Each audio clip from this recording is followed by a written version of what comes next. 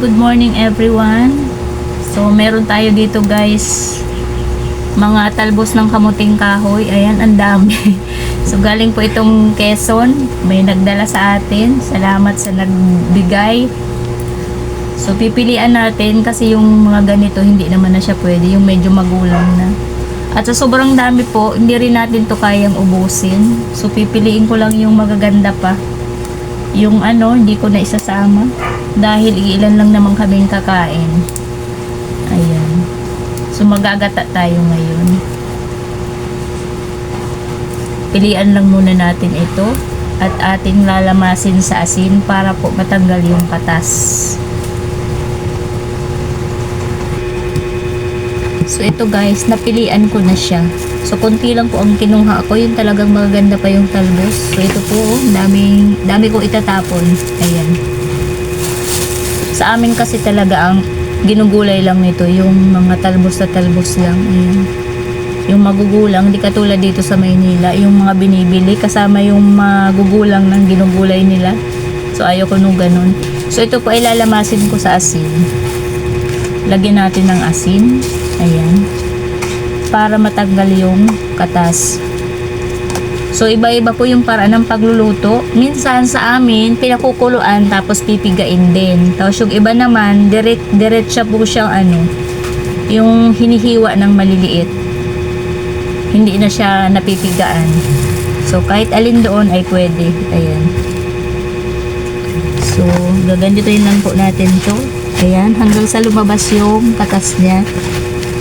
Tapos pipigain natin. Ayan, ang unti lang niya Dalawa lang naman kasi kami kakain nito. So hindi ko na siya dinamihan.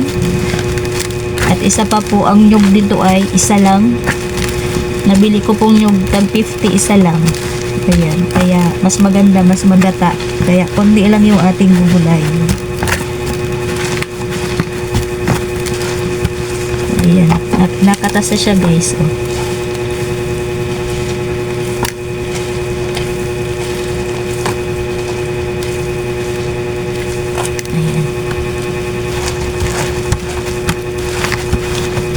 Tapos hugasan natin siya. Tapos pipigain siya ulit.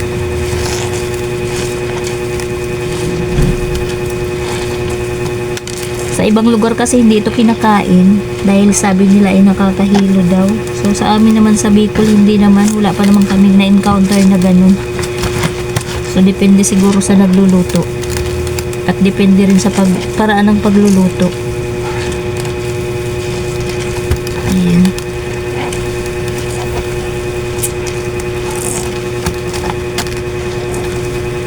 So pigain pa man natin ng pigain guys hanggang sa lumambot siya yung mga dahon. So ayan guys, ito na lang yung ating napiga. Ang liit na. Ayan, so pagkapiga po, huhugasan nyo pa rin ng tubig. So ayan. So ganito na lang gagawin natin. Iwahiwalay natin siya, tapos puputol-putulin natin para maging pino. Ayan. Ganun, putol-putulin.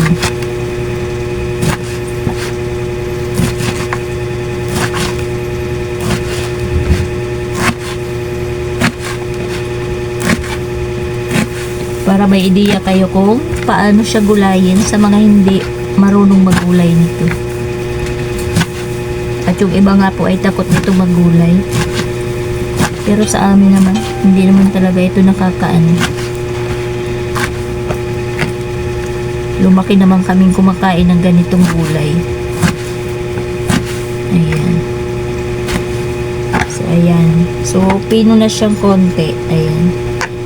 So, pwede na natin siyang gataan.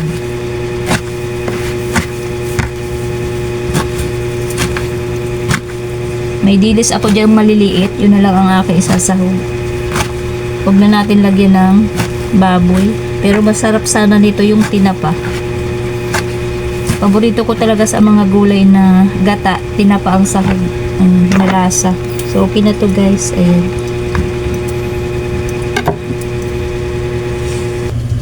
So ito na guys, yung ating pangalawang gata. Lagyan na natin itong ating, ayan, dilis na pino. Lagyan natin guys ng tanlad, pampabawas nung hangot. Ano po tawag sa inyo yung hangot? Yung parang amoy dahon. Ayan, bawang, sibuyas. So mamaya ko na po siya lalagyan ng asin dahil nilamas ko siya sa asin, baka maalat kahit siya hinugasan ulit. Lagyan natin ng kaunting betchin. Ayun. So pakukuluin natin siya bago natin ilagay yung ating gulay na kamuting kahoy. So ayan, kumulo na siya guys. Lagay na natin tong ating kamuting kahoy na dahon. Ayan. So pag nagulay po kayo nito, siguraduhin lang pong ito ay lutong-luto. Ayan.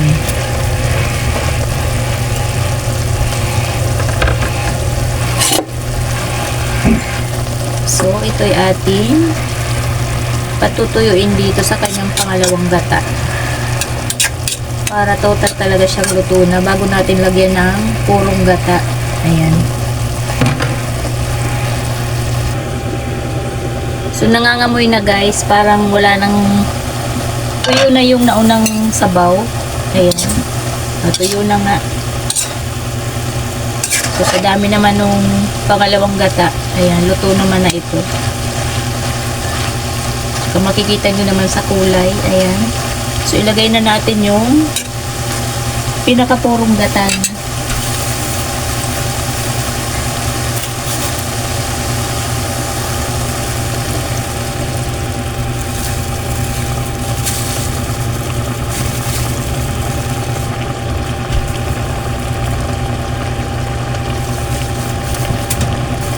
Pag dito sa syudad, hindi masyadong maganda yung mga nyug. Hindi katulad sa probinsya, mapipili mo talaga yung igagata mong yung magugulang na.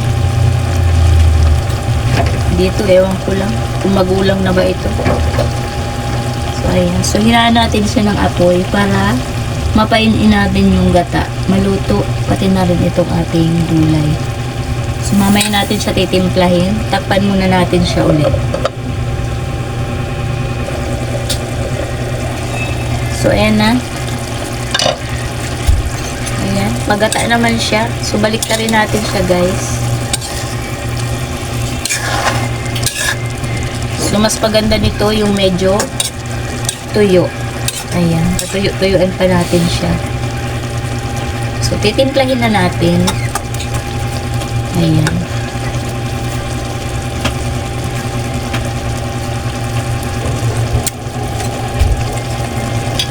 At dahil matabang, ayan, lagyan natin ng asin. Dahil hindi ko pa naman siya inasin kanina, guys. Yung ano lang. Ay, Penny. Yung kanina lang na pagtiga, yun lang ang kanyang asin. So, ayan, okay na yan. Natansya na naman natin. So, patutuyuin natin ng sabaw para maging masarap yung gata. Ayan. So, takpan na natin siya ulit.